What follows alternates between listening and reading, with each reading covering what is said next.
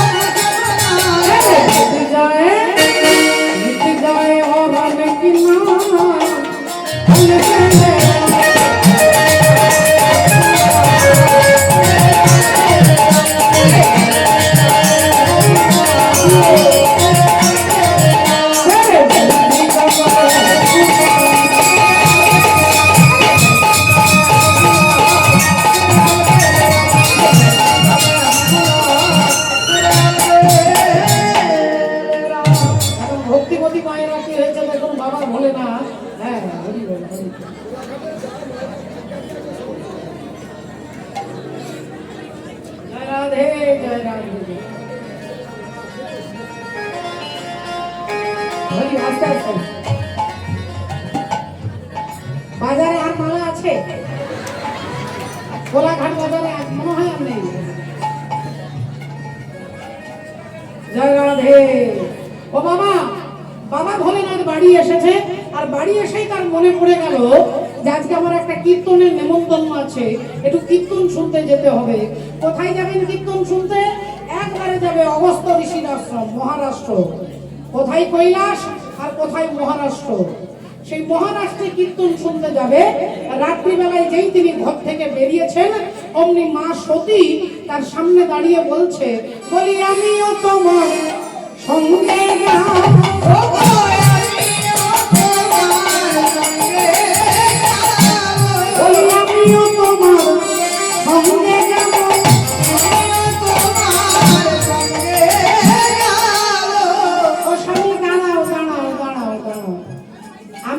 সঙ্গে যাব ভোলেনাথ বললেন তুমি কি জানো আমি কোথায় যাচ্ছি বলে হ্যাঁ আমার মনে হচ্ছে আপনি কীর্তন শুনতে যাচ্ছেন আমি তোমার সাথে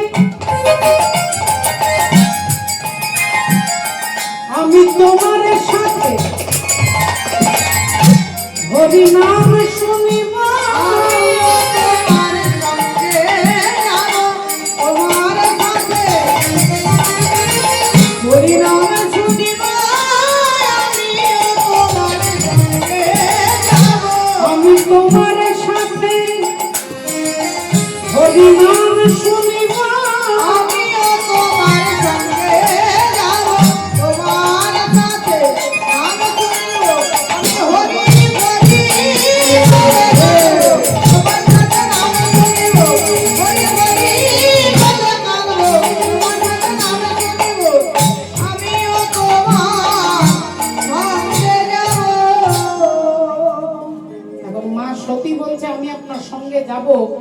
ভোলেনাথ বললেন ঠিক আছে চলো কীর্তন শুনতে স্বামী স্ত্রী গোটা রাত্রি কীর্তন শুনতে হবে কিন্তু গোটা রাত্রি কিন্তু শুনতে হবে রাধে রাধে মা সতী বললেন হ্যাঁ স্বামী আপনি যদি শুনতে পারেন আমি কেন পারবো না আপনিও শুনবেন আমিও শুনবো এখন দুজনেই সারা রাত্রি বসে বসে কীর্তন শুনেছে সকালবেলায় সকালবেলায় দুজনেই ফিরে আসছে ষাঁড়ের পিঠে চেপে, ওপরে আকাশ মার্গে ওপর দিয়ে দুজনেই আসছে।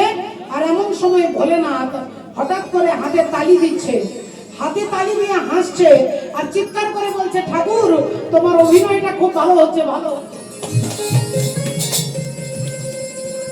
হাতে তালি দিয়ে হাসছে, লাফাচ্ছে। তো মা সতী বললেন, কি ব্যাপার, তুমি হঠাৎ করে তালি দিয়ে হাসছো কি দেখে? বাবা ভোলেনাথ বলছে, সতী নিচের দিকে তাকাও। আর নিচের দিকে যেই তাকিয়েছে, দেখছেন ভগবান রামচন্দ্র একটা গাছকে জড়িয়ে ধরে কাঁদছেন। একটা গাছকে জড়িয়ে ধরে রামচন্দ্র কাঁদছেন। আর গাছটাকে বলছেন, ওরে বৃক্ষ, তুই তো অনেক লম্বা, অনেক উঁচু, আমি আমার সীতাকে সকাল থেকে খুঁজে পাচ্ছি না, আমার সীতাকে আমি সকাল থেকে খুঁজে পাচ্ছি না। তোরা কি আমার সীতাকে দেখেছিস? বল না। আমি আমার সীতাকে খুঁজে পাচ্ছি না। তুই তো অনেক উঁচু, অনেক লম্বা। এমন সময় একটা হাতি আসছে, হাতিটার শুনে ধরে রামচন্দ্র কেঁদে কেঁদে বলছে, ওরে হস্তি, তুই আমার সীতাকে দেখেছিস? একটা হরিণকে দেখে বলছে, ওরে হরিণ, তুই আমার সীতাকে দেখেছিস? একটা বাঘকে জড়িয়ে ধরে বলছে, ওরে ব্যাঘ্র, তুই কি আমার সীতাকে দেখেছিস? এমন সময় একটা পাখি উড়ে যাচ্ছে, আর ওই পাখিটাকে দেখে রামচন্দ্র বলছে, ওরে পক্ষী, তুই কি আমার সীতাকে দেখেছিস? সবাইকে জিজ্ঞাসা করছে, তুই কি আমার সীতাকে দেখেছিস? আর এই দৃশ্যটা দেখে বাবা ভোলেনাথ হাতে তালি দিচ্ছে। হাতে তালি দিচ্ছেন আর হাসছেন কেন? বলে, শিব ঠাকুর তত্ত্বজ্ঞানী, তিনি জানেন যে সীতার জন্য রামচন্দ্র কাঁদছেন, যে সীতার খবর সবাইকে জিজ্ঞাসা করছেন, সেই সীতাকে কে নিয়ে গেছে আপনারা সকলে জানেন। রাবণ রাজা সীতা দেবীকে হরণ করেছে, কিন্তু রাবণ রাজা যে সীতা মাকে হরণ করে নিয়েছে রামচন্দ্রের অনুমতিতে, তবে পারমিশন নিয়ে, রামচন্দ্রের অনুমতি নিয়ে তবে রাবণ রাজা সীতা দেবীকে তুলে নিয়েছে। ভক্তমণ্ডলী, ভক্তিমতী মায়েরা, আপনারা বলবেন, রামচন্দ্রের অনুমতিতে রাবণ রাজা সীতা দেবীকে নিয়ে গেছে? বললেন, হ্যাঁ। আমি বলছি না, শাস্ত্র বলছে। যেদিন নতুন বিয়ে হয়ে রামচন্দ্র সীতা দেবীকে শ্বশুর বাড়ি নিয়ে এলেন, শ্বশুর বাড়িতে সীতা দেবী 3 দিন কোনো খাবার খাননি, কোনো এক ফোঁটা জল পর্যন্ত শ্বশুর বাড়ির জল তিনি মুখে দেননি। দশরথ জিজ্ঞাসা করলেন, মা, তুমি আমার ঘরে কিচ্ছু খাচ্ছ না কেন? সীতা দেবী বললেন, আপনি ব্রাহ্মণ বধ করেছেন, আপনি অপরাধ করেছেন, তাই অপরাধীর